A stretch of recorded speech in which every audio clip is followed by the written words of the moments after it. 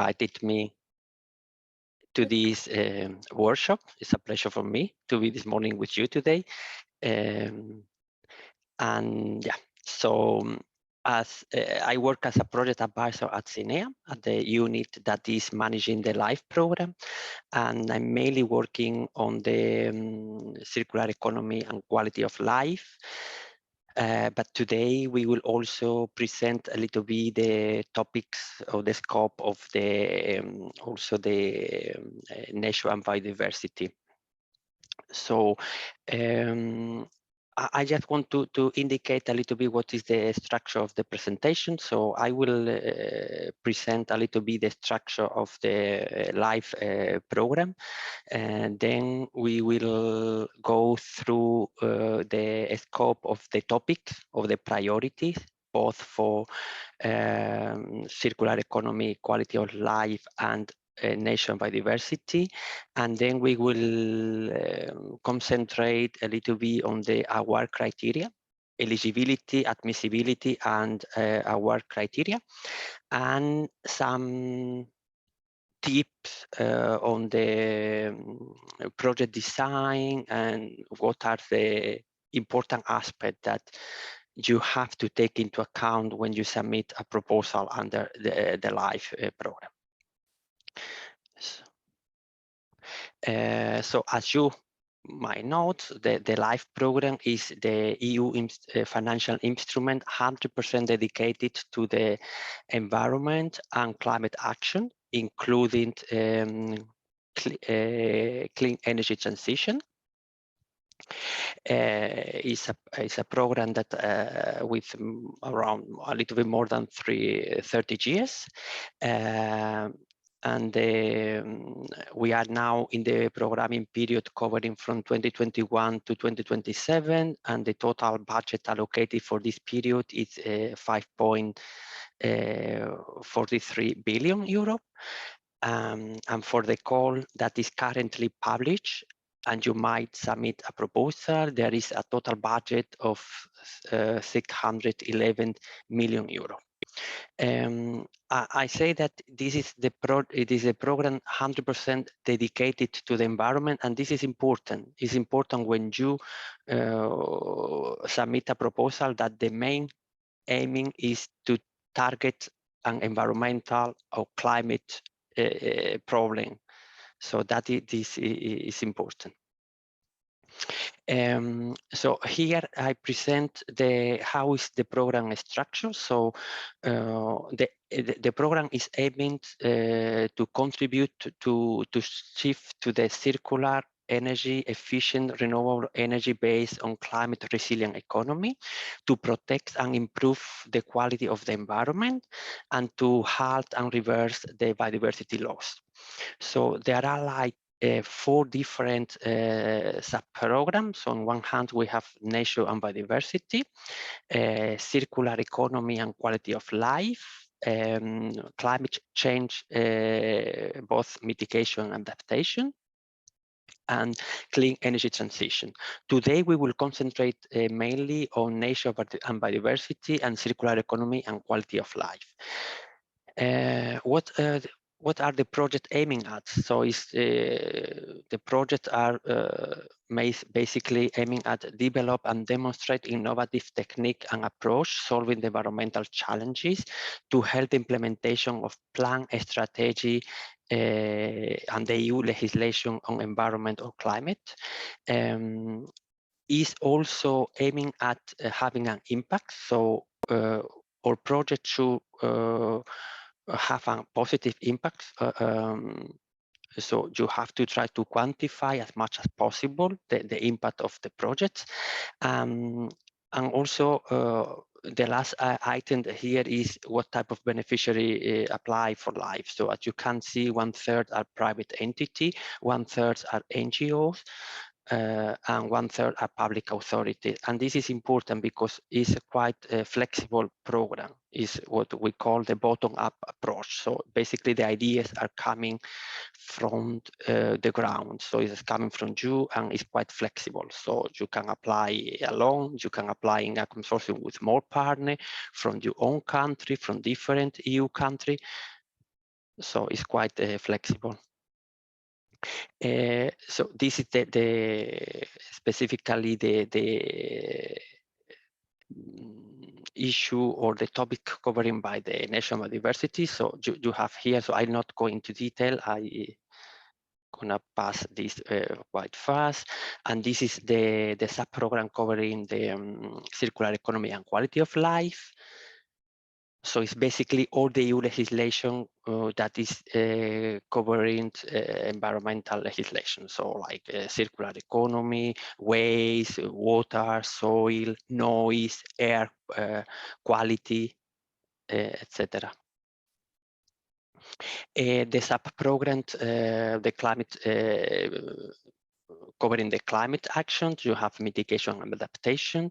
I'm not gonna go through, but you have there what type of strategy is covering by the climate mitigation adaptation, and the sub-program for clean energy transition is also is quite new. So it was the 2021, the Commission decided to include also the clean energy transition into the LIFE program. Before it was covered by the Horizon Europe.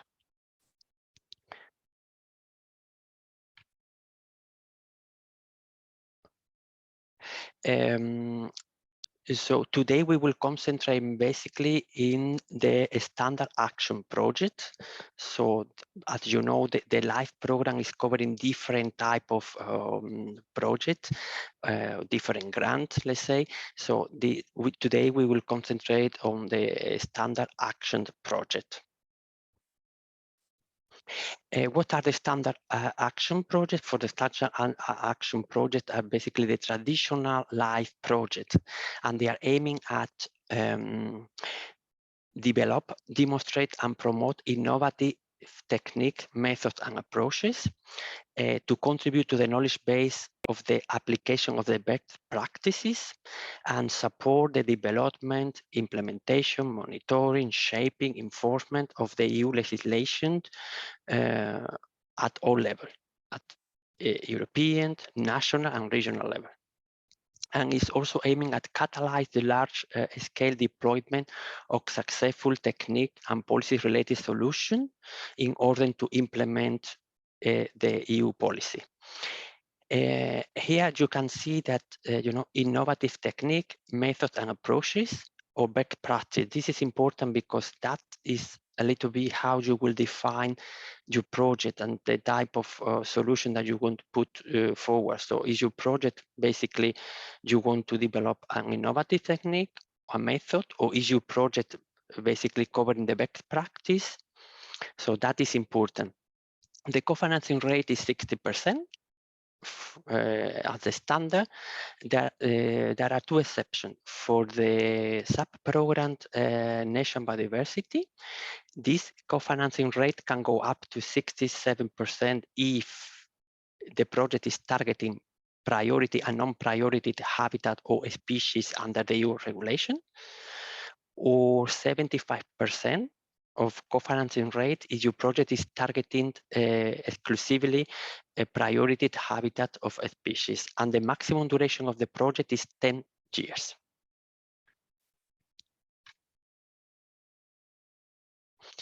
I want to highlight a little bit this, what I was mentioning before, what is the innovative solution. So innovative solutions are technique, methods, and approaches that are new when compared to the state of the art at the member state or sectoral level, and that are implemented at operational scale.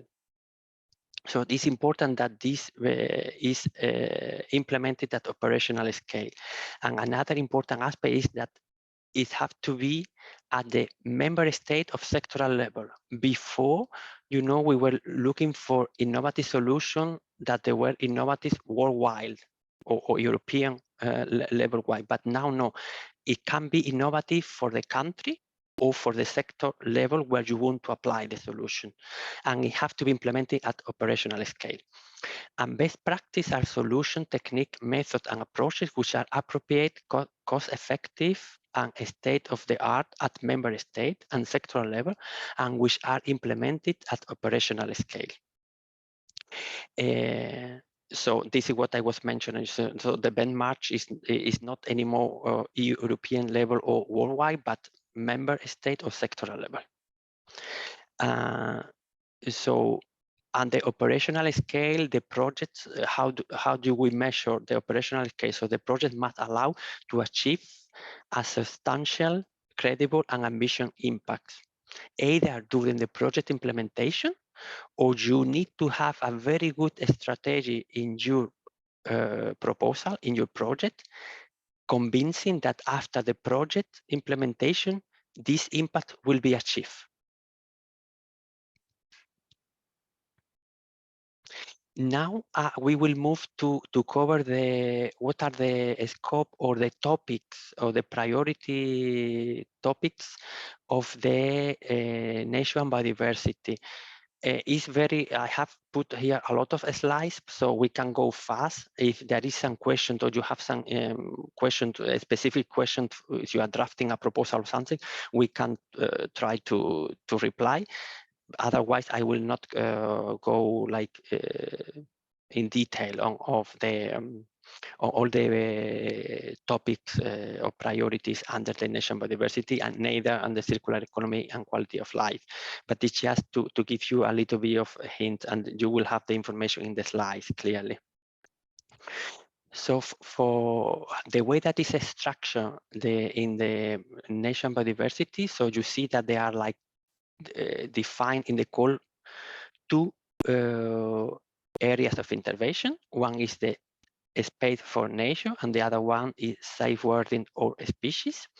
And there are two policy priorities. On one hand, we have the policy priority covering the EU legislation on species and habitat, including the alien invasive species. And on the other hand, we have the policy priority covering the EU biodiversity strategy for 2030.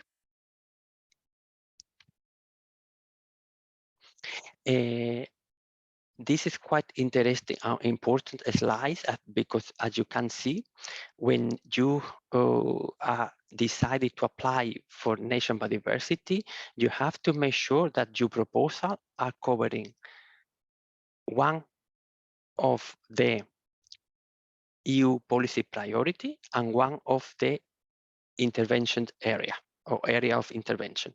So that is important. So you have to make sure that your proposal is both targeting one of the priority and one of the area of intervention.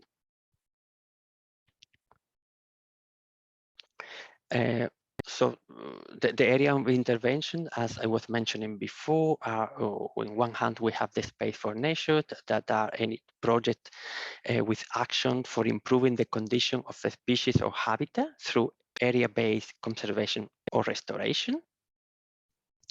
And the other area of intervention is safeguarding our species. So you have the information there. If you have a specific question, I will try to reply, but otherwise I will not read through the slides.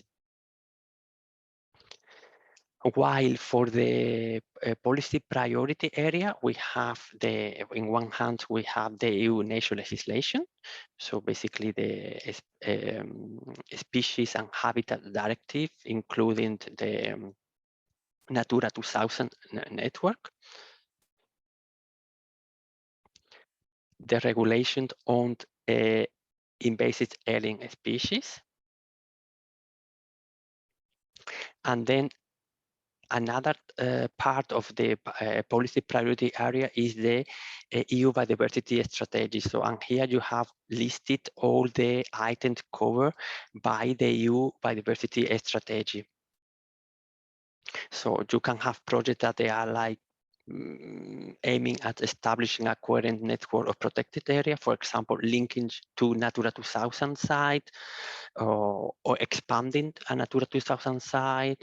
You can have projects that they are like covering for the pollinators initiative at the EU level, or the plan that the members they have to put forward for protection or conservation and enhance of pollinators at national level, etc. And here I have indicated per each of the items covered by the EU biodiversity strategy, what are the topics covered. So I will not read through everything, but you have in the slides all the items per each of the topics covered under the EU biodiversity strategy. That is one of the policy priority area stated in the call for proposal.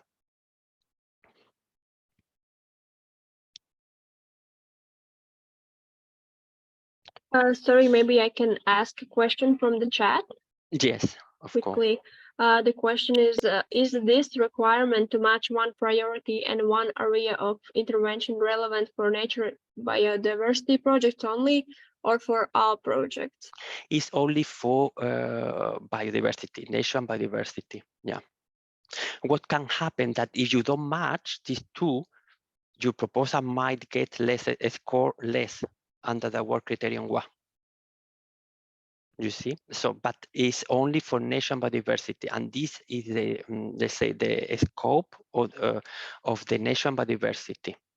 And now we will move to this circular economy and quality of life. But to match these two, policy priority and area of intervention is for nation biodiversity sub-program. Yeah. I hope that is. Thank you.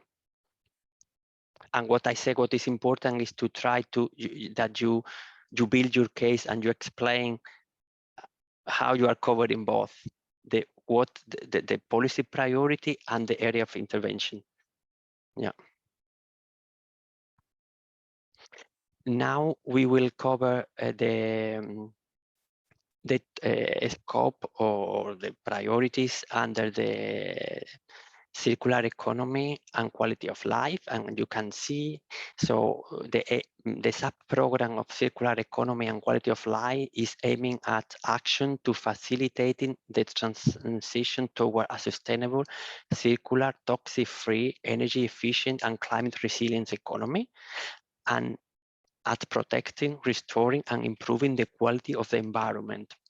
So this is basically contributing to the zero pollution action of the European Union under the Green Deal, and is covering all other EU legislation that is not covered under the nation biodiversity. So we have circular economic and waste, soil, air, water, noise, chemical, environmental governance, and there is this new priority topics, this the new European Bauhaus.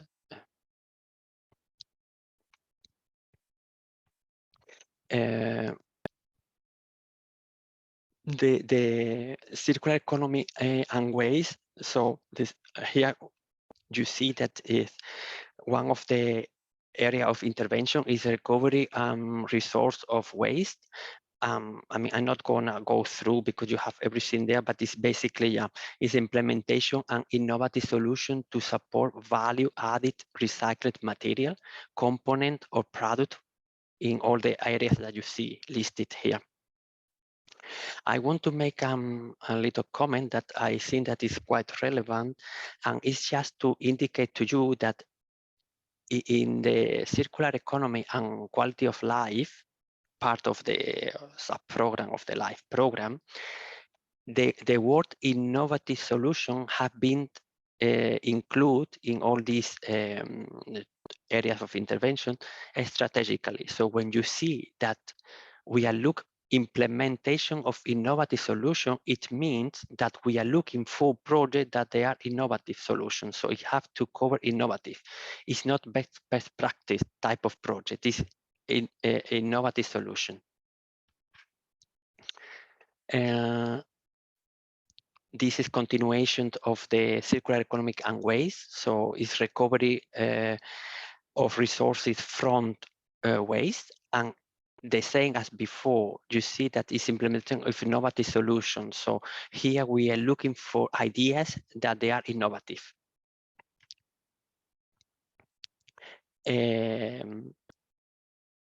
This is, for example, this part of the circular economy and waste, you see, is we don't have the word innovative solution. So here it can be best practice. It can be also innovative, but it can be also the best practice.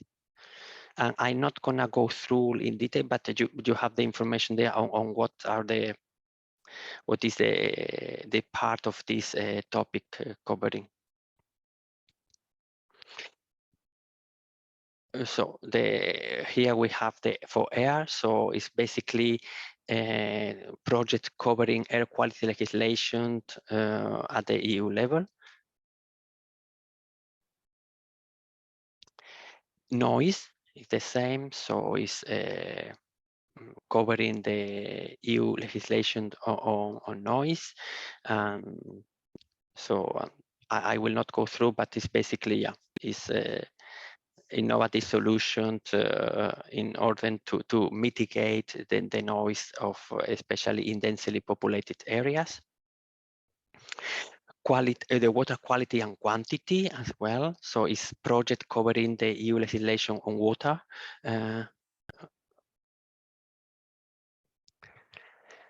Including, of course, marine and coastal water management. Also water services, urban wastewater treatment system and facility. Soil, the soil thematic strategy that was recently adopted. Chemical as well is all the EU legislation on chemical. Basically is the REACH regulation, biocide and pesticide legislation.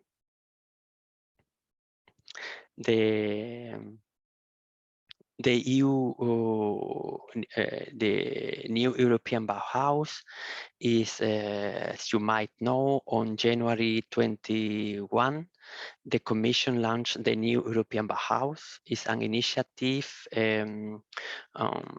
on environmental, economic, and cultural projects to combine the design, sustainability, accessibility, and affordability in order to help deliver the European Green Deal.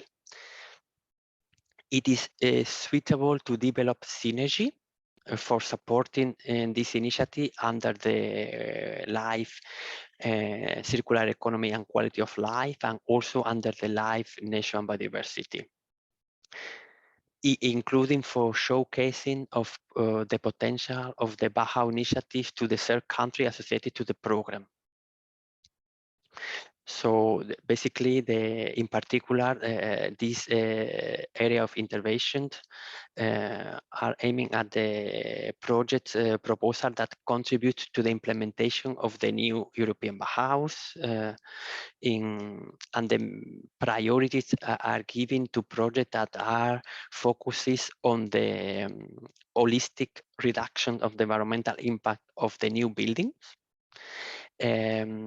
Proposal targeting circular districts involving the creation of circular value chains to boost urban economies whilst producing urban and territorial regeneration, and proposal for mainstreaming or restoring biodiversity that contribute to the implementation of the new European Bauhaus.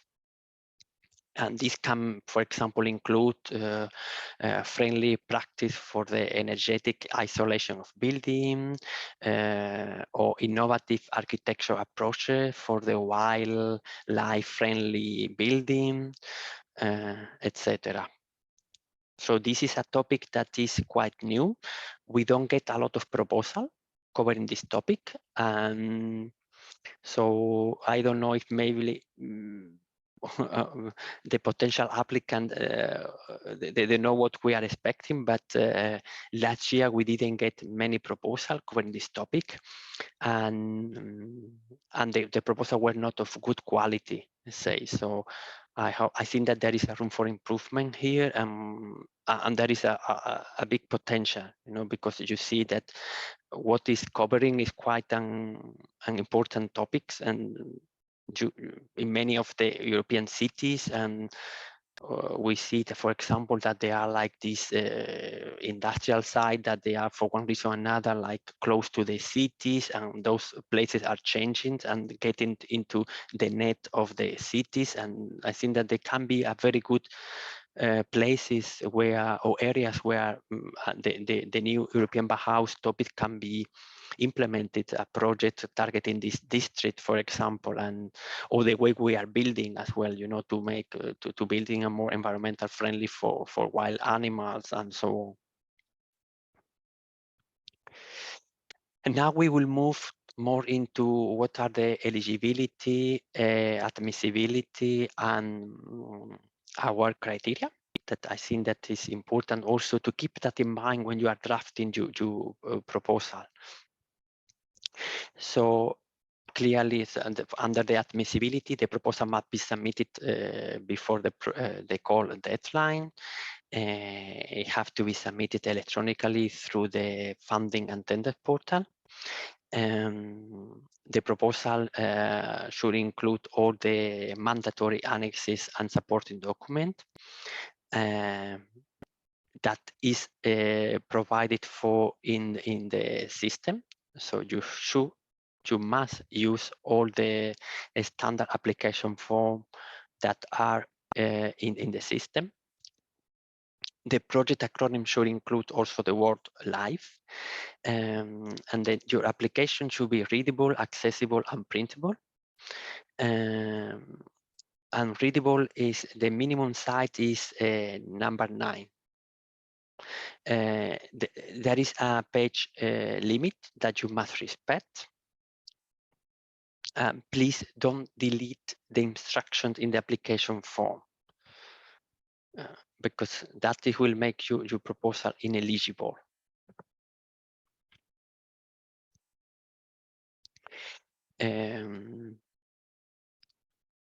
So in order to be eligible, the participant should be in the eligible countries. So it have to be an entity legally registered in one of the eligible countries. So the eligible countries are the EU member states, including overseas countries and territories. And for the non-EU countries, we have currently 4 countries that have signed an agreement with the Commission to participate in the LIFE program, and those are Iceland, Ukraine, Moldova, and the Republic of North Macedonia. The coordinating beneficiary must be established in one of the eligible countries.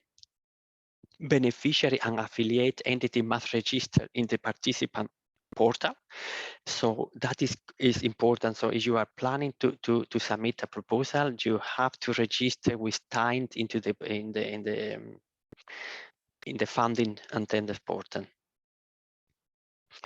Other entity might participate or can participate in the consortium, having different like associated partners, subcontractors, third party, or giving in-kind contribution, etc.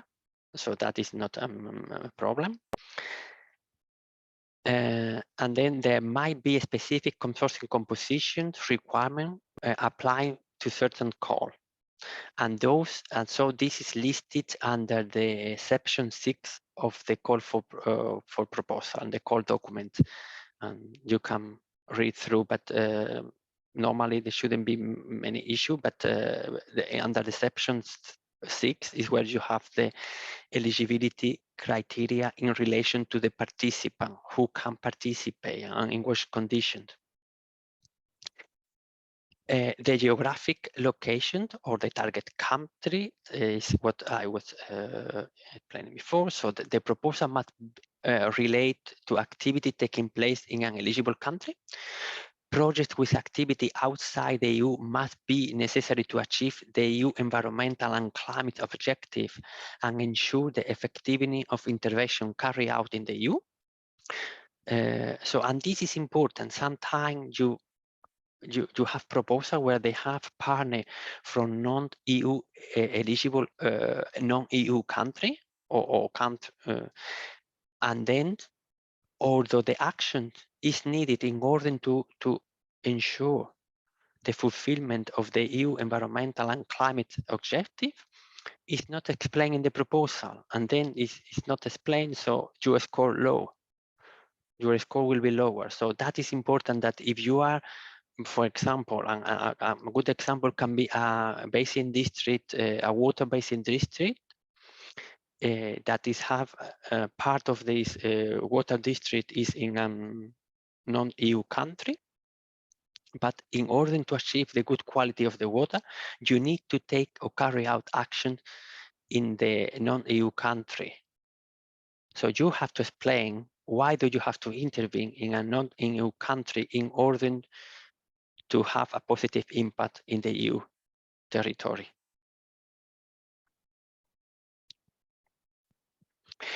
What is not eligible, and this is important as well, is the LIFE program is not a research program. Having said that, it's possible to have limited activity directly targeting research. This can be, for example, preliminary activities of action. And what is really important is that the outcome of this research that you will do normally at the very beginning of the project implementation of these preliminary activities will be used during the project implementation. So research as such, like 100% concentration on research, is not eligible. Limited actions, tasks for research is possible, is eligible, providing that the result will be used during the project implementation. So a statutory responsibility of the competent authority are not covered, of course. Those are like, they're mandatory and is statutory by the country or by the regional authority to carry out certain monitoring, for example, for water quality, or this is not covered. Activities outside the duration of the project, also not eligible. And the activities that are not clearly related to the project objective. Sometimes we see that you have, there are proposals where they have activities that they are not really related to the objective of the project. So those are not clearly eligible. And compensation measure neither. And another aspect that I want to mention here is the infrastructure. So the LIFE program is not like structural or found. So infrastructure are eligible, but also limited. And you have to really explain and justify properly why an infrastructure is needed in the frame of your project. Now we move to the award criteria for the standard action project. And here you see, so there are like 4 criteria plus 5 bonus criteria, let's say. So the main criteria that you have, the first ones are like, our criterion 1 is relevant, 2 is impact, 3 is quality, and 4 is the resources. You can see that impact, our criterion 2 is impact, is weight 1.5. And that is important. It's important because it can make the difference, you know. So LIFE program is quite competitive program. The quality of the proposal is quite high, and therefore, if you have higher score under one criterion 2 impact, it can make the difference whether or not your project get funding. And so this is important. And the impact, I want to just to highlight that when you draft your proposal, put attention both to the to quantify what is the impact of your project, both qualitative and quantitative. We will speak more about impact later on, but I think that is quite a relevant our criterion. That's why I want to stress it. Related to the bonus point, please notice that this is like, it's a yes or no criteria. You either get 2 points or you don't get any in the bonuses point.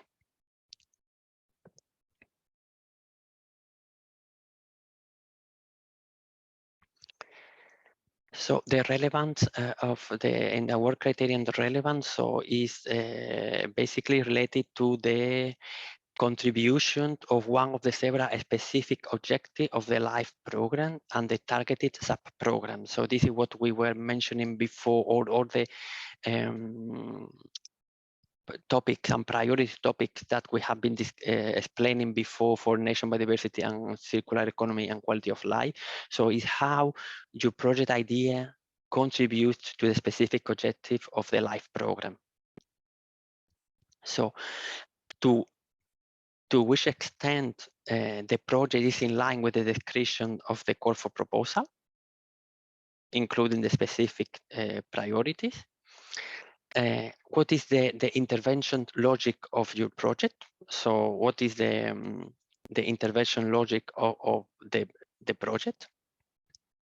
And the extent of which the project offers co-benefit and promotes synergy with other policy areas relevant for achieving environmental and climate policy objectives.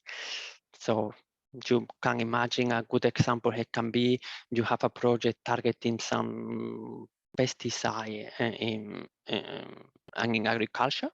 So you are covering basically the topic of chemical, but also you notice that you are dramatically like mitigating the emission, CO2 emission, for example.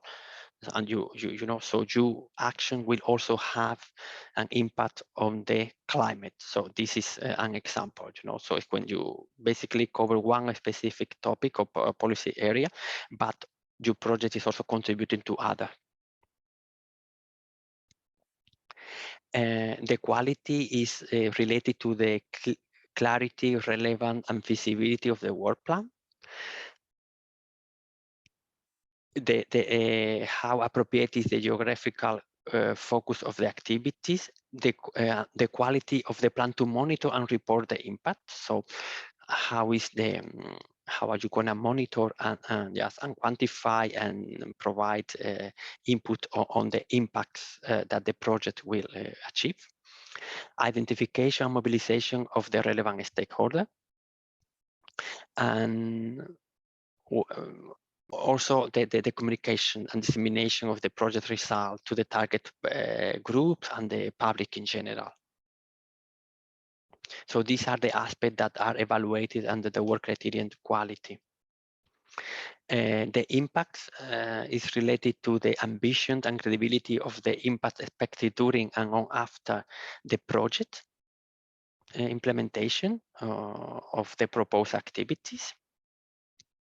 And you see when you say expected during and or after the project, and that is important because some of the project might have limited impact during the project implementation, and then the impact will be only after the project is implemented. So in this case, you need to really put forward a very convincing strategy on how this impact will be achieved after the project implementation. What is the sustainability of the project result? That is very important. You know, sustainability understood here as the continuation. So what will be the continuation beyond the project implementation? So is the solution, is the change of the production process will, you know, scale up or deploy in a factory, etc. And what is the potential for the project result to be replicated in the same or in other places and or sector? And quality of the measure of the exploitation of the project result. I want to here to highlight, I mean, what is replication versus exploitation, because sometimes in many of the proposals we see that applicant a little bit, mix both of them. But what we understand by replication is the potential capability of the project to mobilize a wider uptake of the project solution beyond the project's direct beneficiary and beyond the project duration. So it basically is to mobilize a wider beneficiary or a stakeholder beyond those one that you have identified in the project and beyond the project duration. So it has also a dimension of time. It can also involve putting the technique, method, or strategy developed or applied in the project into practice elsewhere. So they have also this geographical dimension, or also sectoral. You can have like a solution that you apply in one industrial sector, but during the project implementation, you realize that it can be applied to another industrial sector. So this will be like a replication of the solution. While for exploitation, the exploitation focuses on the actual use of the result. For example, all output generated by the project during its implementation, also in other contexts of sector or for other purposes. So this might include know-how, guidelines, protocol, databases, datasets, etc. So it's basically, the exploitation is basically the use of the result, how you're going to use the result that the project achieves.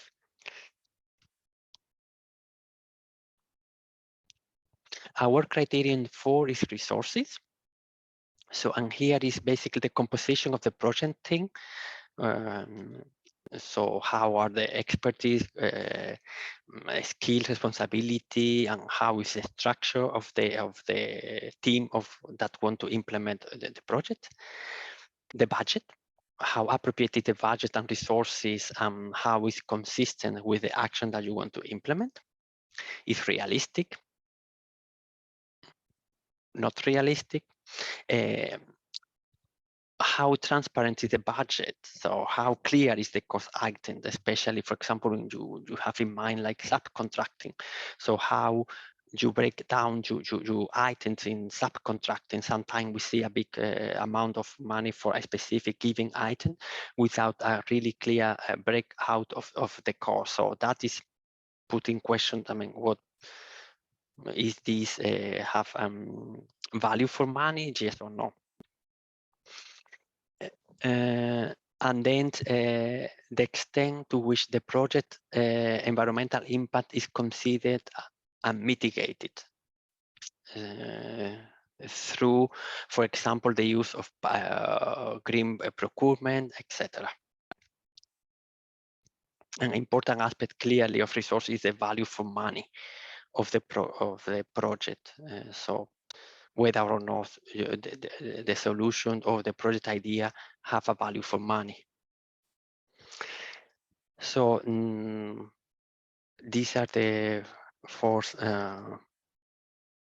our criteria, and maybe I can go back to the slides of the first one, just covering the bonuses.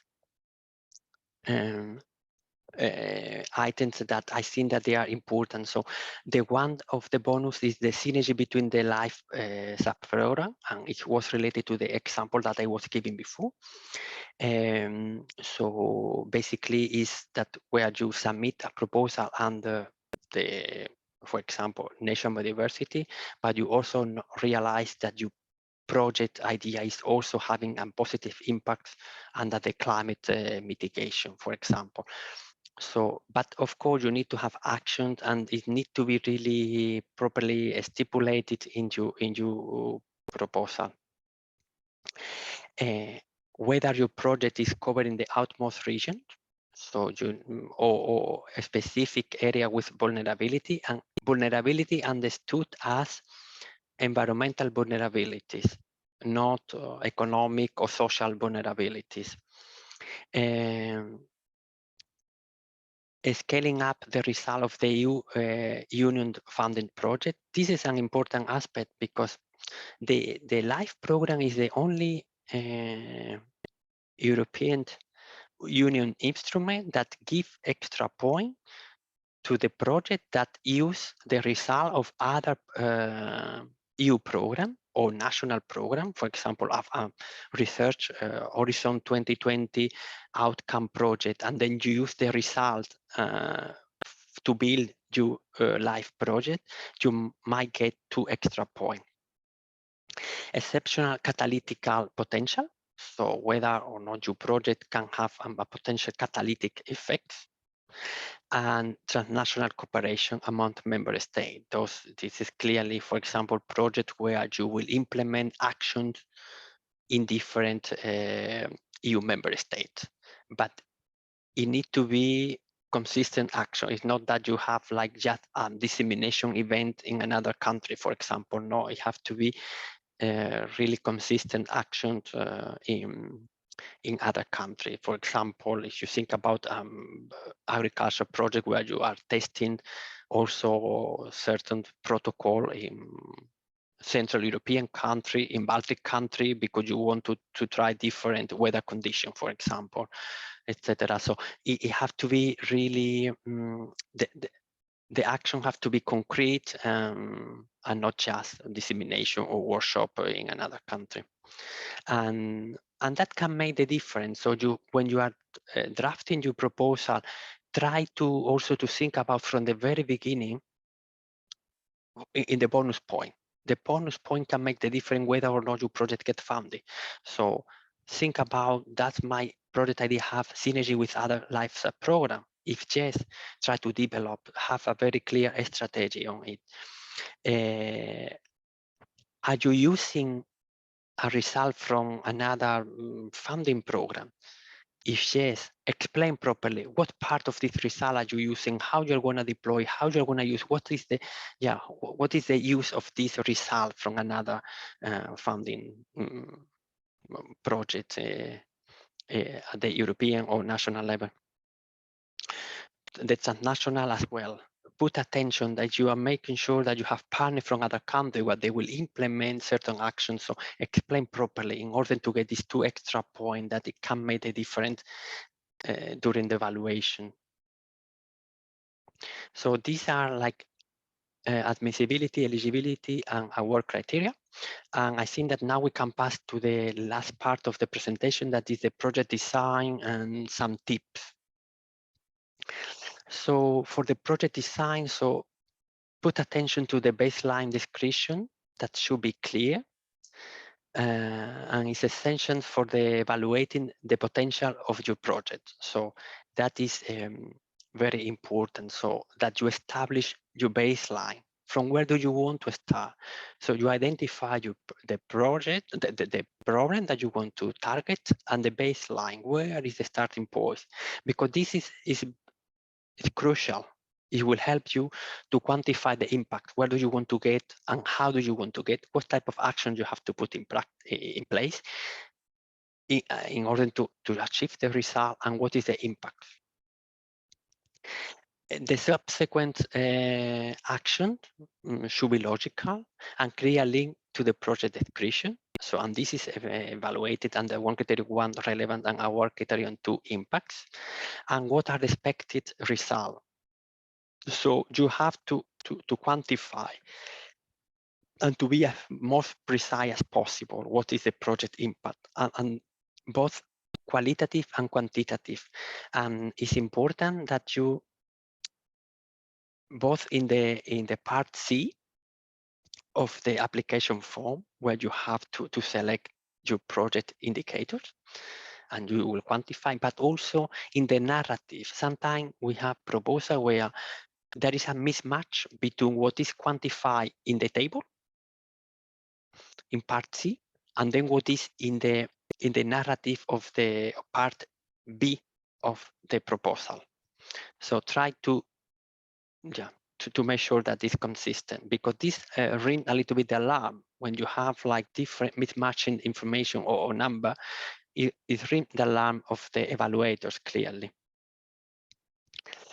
The activity and plan should ensure sustainability of the project result, and this is crucial. You know that we put a lot of attention on Sustainability, as I was mentioning before, understood as continuation beyond the project framework, the time span of the project. So put attention to that. Make sure that you know that you have a very clear and convincing strategy that how you're going to ensure that your project will continue beyond the project implementation. Uptake and replication need to be taken into account related to the project action that you have in place. Clear description of beneficiary involved in the specific action. Who does what? They have to be very clear. Try to avoid to have duplicated role or beneficiary with the same expertise, knowledge, and skill.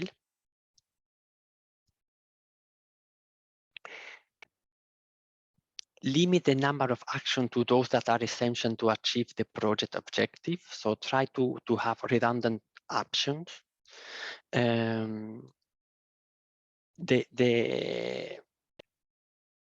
project design have to be coherent in all the part of the submission. So check consistency and coherence. The partnership, what I was mentioning before, complementary, avoid redundancy of expertise. The project duration should take into account sufficient time to get the information that you need to implement the activity, delayed in obtaining permit of authorities. So make sure that you have a buffer in case that you have some problem. Or we see, for example, under the quality of life and circular economy, sometimes you have proposal where the permit, to obtain permit from the public authority to carry out certain action, for example, industrial site or something, they are not permit that you get in 2 months. So take that into account and include any risk mitigation measure that can help you and the evaluator to understand that you thought about it.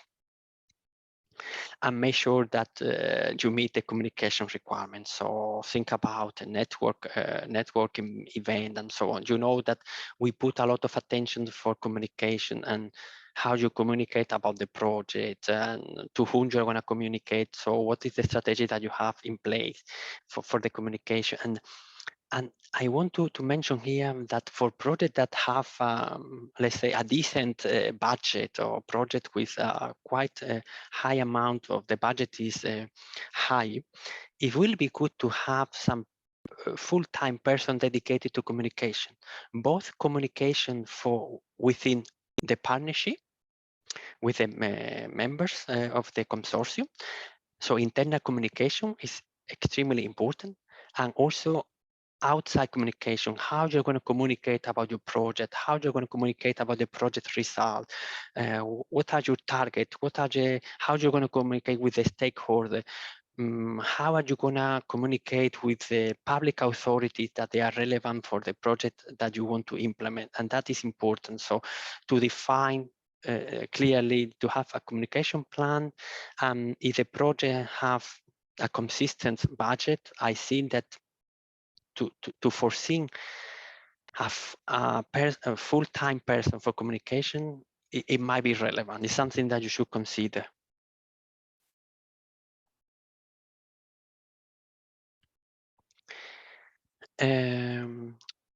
So here a little bit a summary of what is a good project design and common problem that we encounter on the basis of our experience. So the good project design, clearly those projects that have a solid analysis of the problem. What is the problem that you want to target, and or you clearly explain what the problem is, the state of play and the solution proposed. The key stakeholder involved. Did you take into account all the user and people that have an interest, either positive and negative? Arose an assessment of the impact overall the life cycle of the solution proposed, and clear strategy on how to sustain and multiply the impacts. So On the right side, you see the common problem that we encounter sometimes in poor quality proposals. So insufficient background information. The rationale of the project is defined during the project. So sometimes we have proposal where you want to define what the rationale of the project is in the preparatory action. Objectives are too broad, too many, and they are not so concise and clear. A poor partnership, so the partnership, they don't fit regarding the know-how and insufficient budget. Or sometimes a good example of a poor partnership is where you have a consortium that you want to implement certain type of solution, and then one of the main or key expertise or action of that solution will be subcontracting. So you will need to subcontract. You need to go to the market to subcontract what is the core activity of your action. And that we have a lot of example of proposals. So this is, so check that you have the expertise within the consortium. Over-optimistic, over-realistic. We have example, for example, over-optimistic is that, okay, I want to test this product, and then I also want to place in the market by the project deadline. But then you don't have action, you don't have clear strategy on how to register this product under the EU legislation to put the product on the market. So that is, over-optimistic. So replication sometimes is confused with networking and dissemination. So, and I was explaining before what replication is. So it's very important that you establish and you define what is the replication strategy and how you want to replicate, and what are the networking actions. So networking, that is mandatory to network with other LIFE projects, etc. So it's more like soft type of communication action. So, and that is important. So don't confuse replication with communication or dissemination. And then sometimes also not convincing a strategy to sustain the project result beyond the project end, or promising that the project impact will scale dramatically after the project implementation, but there is not any action that will make the evaluator believe that that will be the case. Sorry, may I add with a question from the chat? Yes. The question is how important it is to have business plan ready by the moment of submission. It is mentioned as an optional annex, but is it recommended to be submitted, and will it have a positive impact on project assessment results? I think this is in regards to close to market project. Yeah, it's not really, it's not extremely important. You might have a draft for the business plan or some ideas, but during the project implementation, you will have the opportunity to develop further your business plan. So you have already something, and of course you need to have an idea of the market. You need to have an idea where do you want how to introduce the product or the process in the market or the service. But so it's not extremely important. What is important that you think about that you will need one, and if you already have, because you are advanced and you have the draft and you submit and you indicate how you are gonna develop further, but it's not. I think that it's good to submit something, but it doesn't have to be really into detail. You see what I mean? So it doesn't have to be really 100% developed or precise. No. Because that is at the end of the day, this is what is the project close to market. This is what we want. It's that you develop your business strategy during the project implementation, and yeah. So, but it's good to submit something, and a draft is good. It's good that you may, to convince the evaluators that you already have, a little bit the market, how you want to place this product in the market. You have an idea what are the competitors. This type of idea. normally you should have already this information. So, and it's good that you present in your proposal. Yeah. I don't know if that is clear, or you want to add any comment or no? I think it is. Thank you. Yeah, no more comments in the question section for now. Thank you. Thank you. So tip to succeed is a little bit also summarizing a little bit of the project design and some of the important information that we have been treating before. So yeah, read the relevant information. So it's important to read carefully the core document, including the topic description, how these topics are described, and how you can fit your solution to your project idea, to the topic. Which are the topics that are more relevant for my project idea? And check all the submission form and template.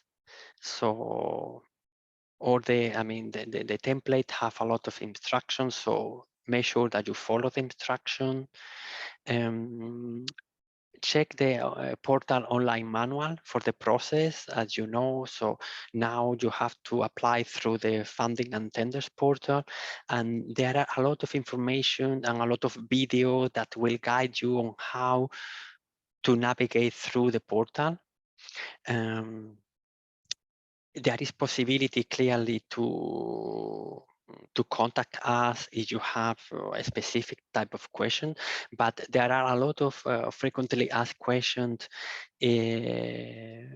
provided for in the LIFE CINEA website. So take a look to them, because you might have a question that someone else was having before, and therefore you will have the reply there.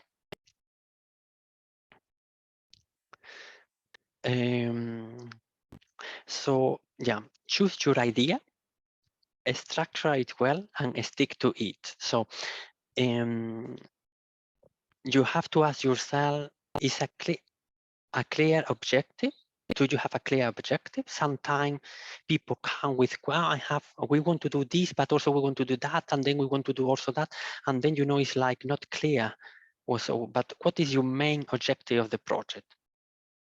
That is the first step. So you have to define. Then you might have another type of objective that they are not so relevant and that you also want to treat, but the main project idea have to be clear. A clear understanding of the current research and market situation, and what is your starting point? Starting point understood as the baseline, as we were mentioning before. A clear set of participants and stakeholders. So who are the consortium that want to implement, with who do you want to implement the project, and who are your stakeholders? A clear path to make a difference. So what impact do you want to have, and what do you want to achieve?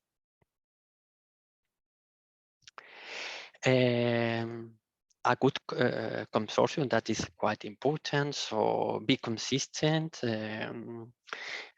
So remain relevant to your objective and the target group. Choose well just partner with who do you want to implement the project. Involve the consortium members in the preparation of the proposal. So sometimes it's the coordinating beneficiary taking the lead role of drafting and submitting the proposal, but you have to consult your partner, because sometimes then there are surprises, or people were having like, or they have expectation, or they were like, there were issue or information provided that or action that they were not ready to take. And keep your consortium motivated. That is clearly important. The budget is also very important. How do you create, and how do you define the budget of the project? So it should be defined from the bottom up, and I think that is quite illustrative, the little pyramid that we have on the right side. So define your task, estimate the effort you need. So when you have your task defined, then you estimate the effort you need, so person months of work, and then translate these person months into euro. So yeah, that is important. I think that this is a very illustrative type of slide where it can guide you on how you define your budget. Yeah.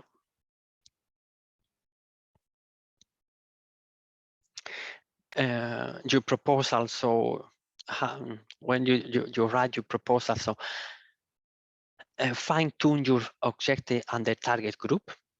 Take your time to decide the best implementation strategy that you want to apply, and then ask yourself, is it realistic? It will deliver? And think about impact. Define what are the main steps that you need to put ahead. Follow the guideline in the application form and the proposal template. Keep strictly within the number of pages and don't delete the instruction, as we were mentioning before. Think about the communication and dissemination. What do you want to communicate? For whom? How often? For what purpose to do it? Because you see, communication is an important aspect of the LIFE project.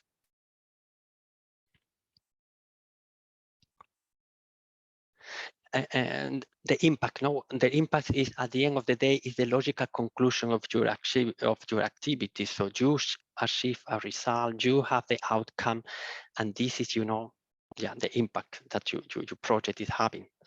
So a specific, the topic specific indicator. So reduction of time of renovation work on the building site compared with the standard practice. So this is some example. Increased rate of transformation of energy audit into concrete measures implementation. And then you will have also like some program-related indicators, so saving energy or CO2 or etc. So those are provided for in the template in part C.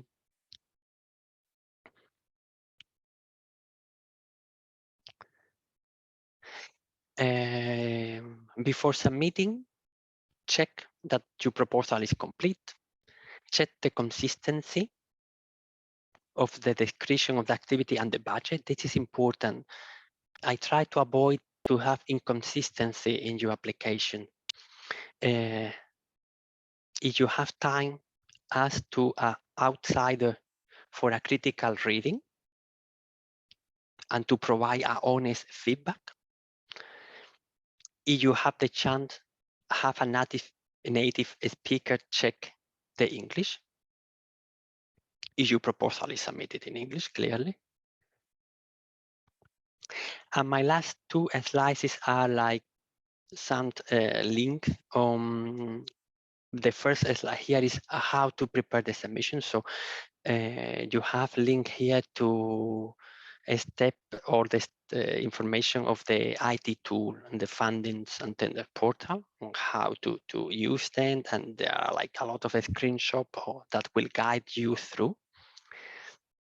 Check if your entity is registered, and also not only for the coordinating beneficiary, but also for the partner in the consortium.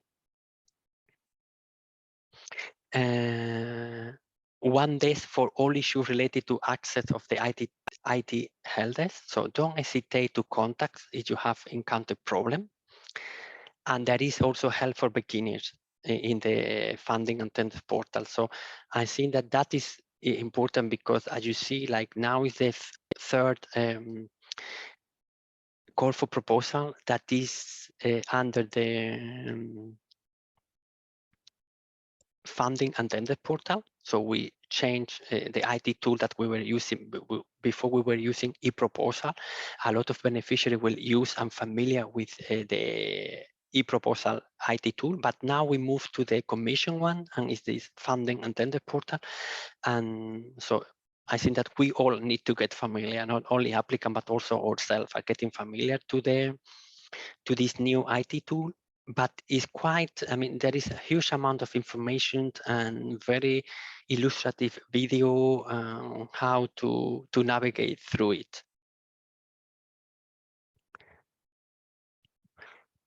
And what is, I think that is, let's say, like the Bible, what for applicants, you know, so the core document. So there you have to really carefully read the core document, the LIFE regulation and the multi-annual work program, where you will have all the thematic priorities, policy areas, etc.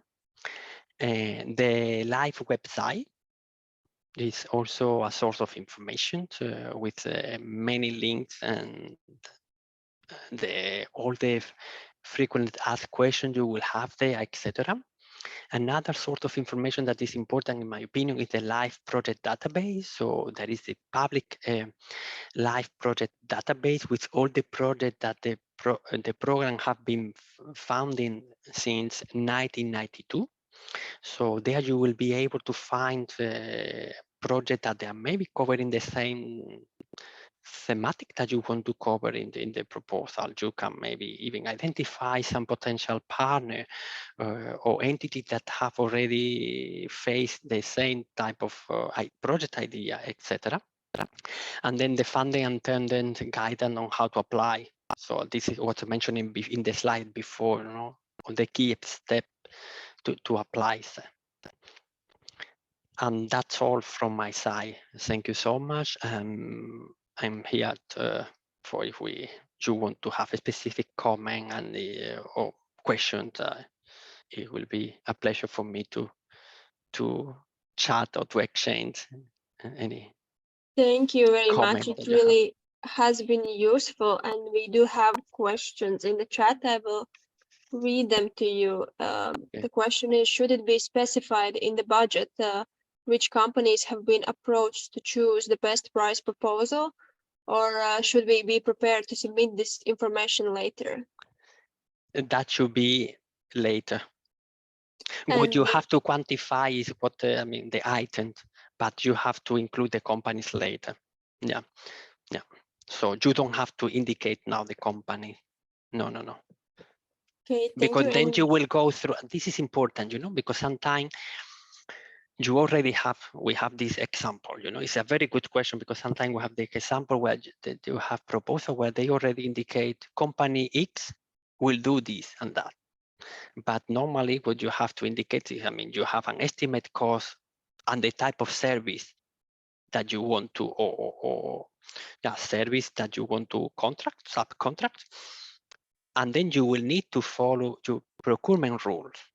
When you implement your project, you will follow your subcontracting or procurement rule. To subcontract, the company will provide you the service. So no need to include the name of the companies, no. Unless you already know, for example, that is the only possible company that can provide you that service. You see? It's something very specific, very technical, or there is just something very specific, and you only know that there is the Riga University, that there is the expertise in this department of engineer, that they can only then provide you with the service. Then you can indicate, but otherwise, no. I recommend that no. There was an additional part for this question about large equipment items.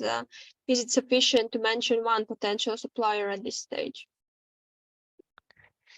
Oh, I will indicate only the equipment, but not the company to whom you are going to buy the equipment. So you will have the equipment, how the equipment going to be used in the action, and how you know, all of this, and what is the price, or you have an estimate, what is the estimate, but not the company to you are going to buy to the equipment.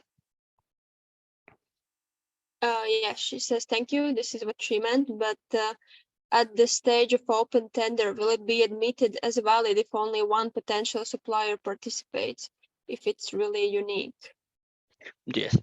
If you follow your internal, if you, for example, I don't know, let's see, because you have different options here.